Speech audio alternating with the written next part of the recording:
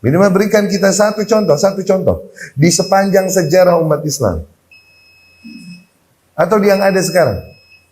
Ada nggak ulama ahlus sunnah, imam ahlus sunnah? Ketika penguasa yang ada, mau serusak apa lagi penguasanya?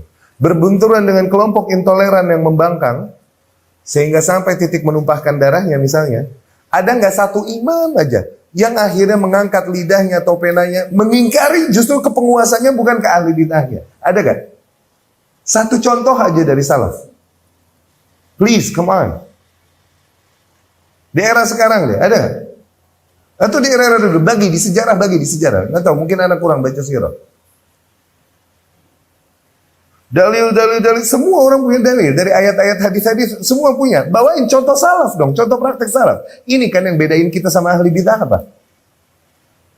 Ayat-ayat dan hadis-hadis tersebut kita fahami dan kita praktekkan sesuai dengan contoh salaf.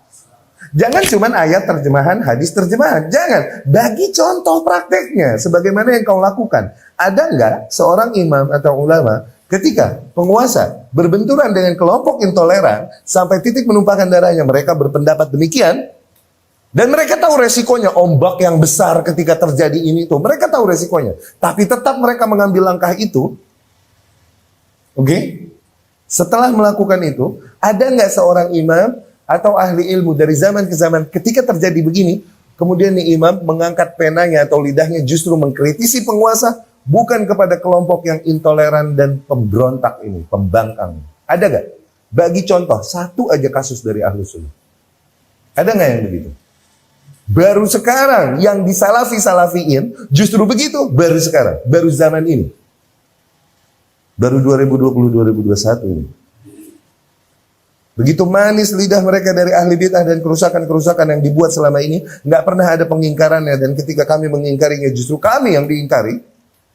Tapi ketika penguasa mengangkat senjatanya dan kemudian melakukan apa yang dia harus dilakukan dengan pertimbangan yang mereka lebih tahu maslahat dan madharatnya, nggak ngerem, nggak warok, lidah mereka nggak warok,